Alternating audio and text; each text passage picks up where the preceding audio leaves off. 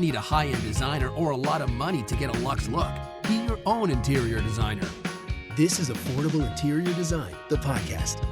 Here's your host, Betsy Helmuth.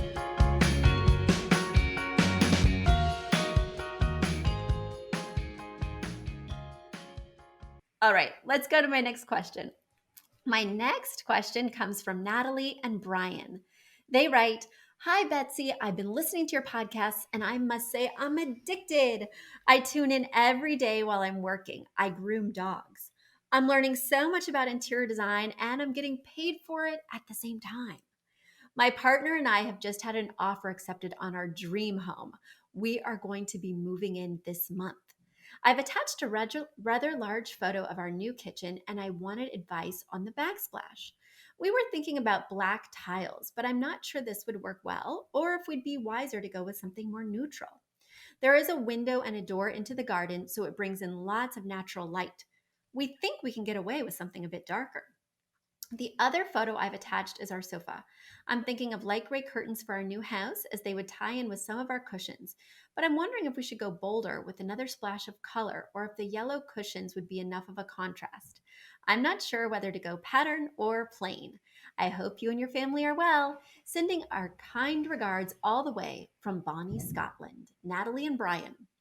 Well, thank you so much for writing in. Congrats on your dream home. That's very exciting. I am looking at your kitchen right now.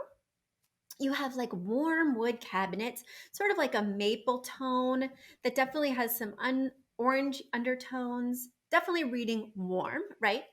Then you have a silver range hood. You have silver handles on the cabinets. You have black and stainless steel appliances. And then you have like a gray countertop. Taking all this in mind, I think that a black backsplash could be quite interesting because it would really tie in well with the black and stainless appliances, and the kitchen is very light and bright. Here is a challenge I'm facing when looking at the pictures that may disrupt my feelings. You know, behind the range hood on that back wall of the kitchen, you really don't have a place where the backsplash should stop. Right now, you've been following the line underneath the cabinetry, but it looks very arbitrary on this back wall. Like, why are they stopping it there when the range hood is about 6 inches higher? It seems to me that it would really make a bold and fun statement if instead you would go all the way up on that wall behind the range hood. I think that not only would that be a real wow statement, a conversation starter when I turn the corner and look in on this kitchen, that whole back wall would have that unique detail of the backsplash. But I just think it would give this room a lot of personality. You also have sort of these square gray slate tiles on the floor.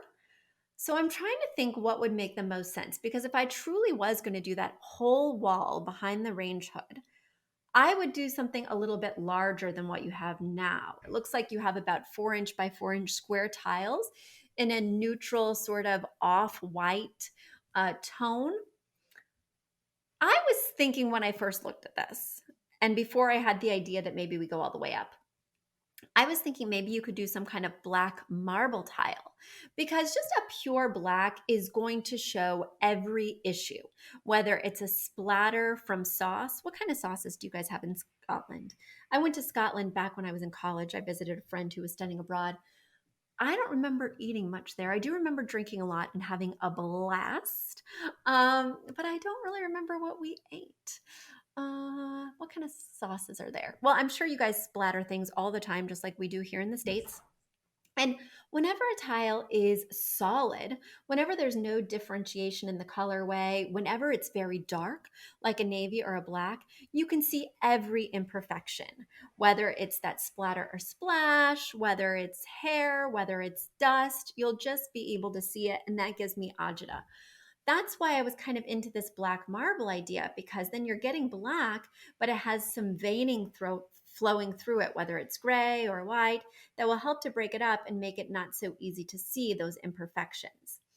Now, if I was going to do something large format, I'm still not opposed to doing that black marble.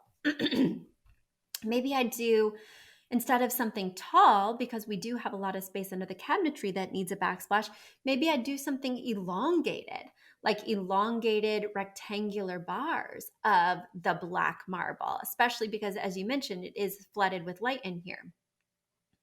Maybe because we have so much gray and so much warm cabinetry, maybe I do a solid color.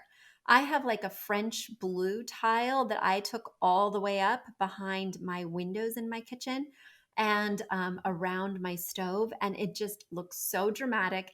Everybody asks me about it. I have a very similar tone cabinetry to what you have here. And my kitchen, when I moved in, was not updated. It could use a refresh, but we really maxed out our budget buying the home. So we had no money for extensive renovations. Even putting in a new backsplash was a real splurge, but I had 3 by 3 inch floral square tiles and I just couldn't take it not one more day. So I did, max out that credit card to get that new backsplash in.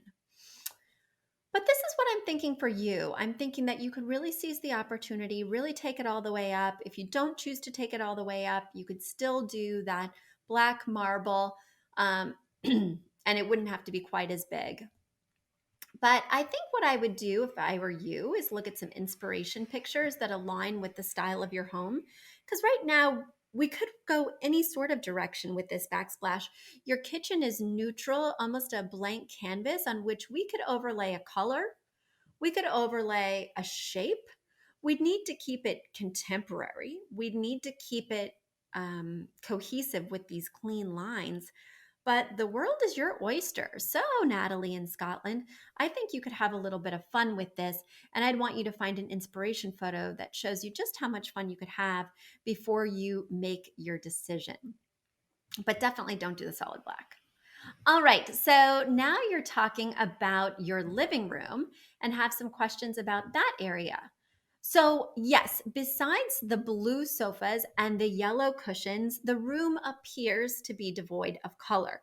So, the color palette feels somewhat arbitrary because you've just got this yellow splash on the blue with no inspiration piece. For me, that's what's missing in the space because you have a mirror above the fireplace, no art. You mentioned that you're looking for drapes. So drapes could certainly be an inspiration piece in this room. And when we're talking inspiration piece, we're wanting to combine the blue with the yellow so that it makes sense and maybe introduces even another color so we get our full 60-30-10 color palette, right? Now, if you felt like going bold or going patterned with the drapes was not what you wanted to do, then I would consider adding a rug in here. It definitely feels in need of a rug, and a rug is another great opportunity for an inspiration piece. Again, we know for sure that the rug would need to have the yellow and the blue, and I would request that it have some gray in it if you choose to do gray drapes. But gray is not a Roy G. Biv color. It's typically not a part of my 60-30-10. So when looking at that rug, it could even have one or more colors besides just the yellow, the blue, and the gray. And I think that would be a way to not only enliven the room, but to make it feel a little bit warmer in here. All right, Natalie and Brian, we've solved all your problems. Now you can just go hang out, go to a local pub like I did when I was in Scotland, and enjoy. A big thank you to our amazing producer, Catherine Heller, to Aton and the MVCR House Band, and to Affordable Interior Design, the sponsor of this podcast and the premier place to get an amazing look on a budget. Check out affordableinteriordesign.com. If you guys love the show, the very best way to support us is by spreading the word. tell your friends, or write us an awesome review on iTunes. So until next week, guys, thanks so much for joining us, and I'll talk to you soon. Bye.